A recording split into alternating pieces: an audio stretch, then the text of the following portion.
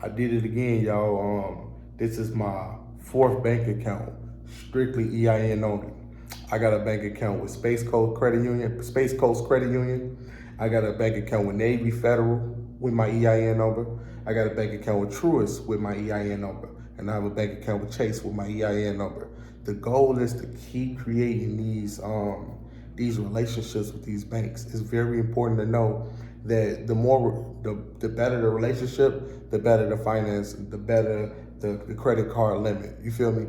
Because intentionally, I have the mindset to say, hey, I want to use their cards for Toro. I got the intention to think like, hey, maybe I want to lease a building to rent out or office space to rent out with their credit cards. You know, because you always want to come in the game with a perspective. Like automatically off the rip, you a business owner. So you're not a consumer. You're not trying to just come up free off the game. Like you getting this information and you advancing your business. You know, whatever you're trying to get going, you can get done. And that's the whole purpose of creating these relationships. That's why I tell everybody, relationships is important. If you don't remember anything else, remember this, relationships are important. So that's why I tell a lot of people also, try to get with as many credit union banks as possible because those are relationship banks. Chase Bank is not a relationship bank if you ask me. Bank of America is not a relationship bank. You would get way further with Navy Federal than you would with Chase, Bank of America put together on a personal side. Chase do not give you no $80,000 credit cards. Navy Federal does. Chase do not give nobody within 90 days a $100,000 auto loan, but Navy Federal does. Navy Federal will. So when I do the comparisons, I try to leverage out everything. And so the credit union banks win. But when you want to get these relationships, you want to set up the bank account where you're using strictly EIN only. And don't come in there asking crazy questions like, hey, what if I use my EIN instead of my social? The whole goal of the game is you just put the EIN on in when they ask you instead of your social. That's why when you apply for an EIN, they say for banking purposes only, and you coming in with that intent. So you using it strictly to get a bank account. You ain't using it to defraud nobody, to crack no card, put fake checks in. You only using it to establish a banking relationship. Once you build the banking relationship, then you start to see a credit score. And once they can trust you, you get anything you want, any financing you want, any auto loans you want. You know, this stuff is very important to know. Here go another thing, right? So I got a business account today and I got a personal account today. I had used 2 EIN numbers to acquire a business account and only 1 EIN number to acquire a personal account. Now, many people ask questions like, how can you establish an account using 2 EIN numbers? Listen, when they ask me for my tax ID number for my company, I have a business EIN number.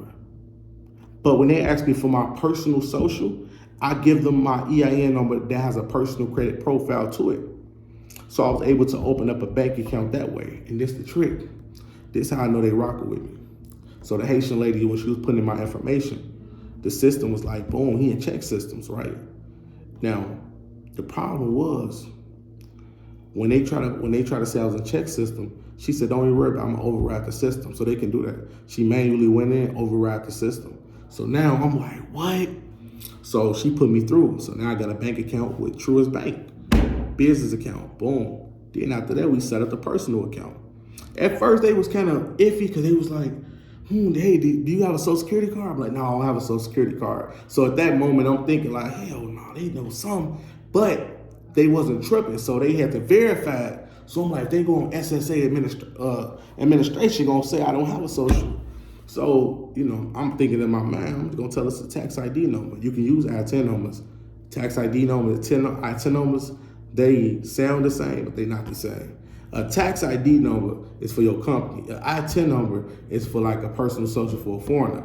But I'm gonna say I got an ITIN, so it can sound like I got a tax number, and they confuse the whole equation. So they verified it, but I guess they verified it through the bureaus, opposed from just going on SSA administration. So after that was done, she put me in, got me the accounts. I put my deposit in, did my online banking, boom, cool. So all of my bank accounts, strictly EIN numbers. I don't never hold any money inside of an account that's tied to the social. I'm gonna tell you why. child support, back taxes, all link up to the social security number.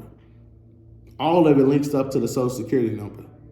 So a lot of people who want to avoid child support, you want to make sure that when you work, you want to make sure those accounts are tied to an EIN number. When you work, like make sure you apply for the job using strictly the EIN number. But my whole goal is to teach everybody better banking relationships while using the EIN number, and we getting rid of this social security number because we operate strict as entities. That's what the United States is, right? It's an entity, right? So we need to operate like that.